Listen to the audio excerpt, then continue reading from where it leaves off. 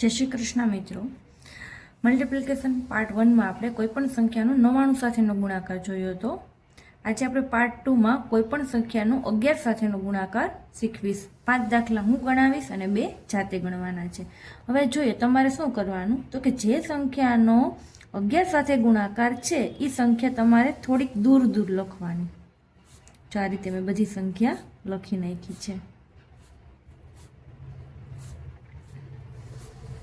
હવે પછી શું કરવાનું, તો કે આ બેનો સરવાળો કરી નાખવાનો. 5 ને 2 કેટલા થાય? 7. તો આ પહેલાનો આન્સર શું આવશે? 275. હવે 3 ને 2 કેટલા થાય? 5. તો બીજાનો આન્સર આવશે 352. હવે 6 ને 3 કેટલા થાય? તો કે 9. તો આનો આન્સર શું આવશે? તો કે 693.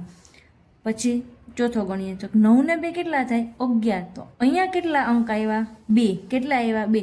તો ત્યારે આપણે શું કરવાનું, તો કે પહેલા બે જે આંકડા છે એનો સરવાળો કરવાનો. તો 9 ને કેટલા થાય?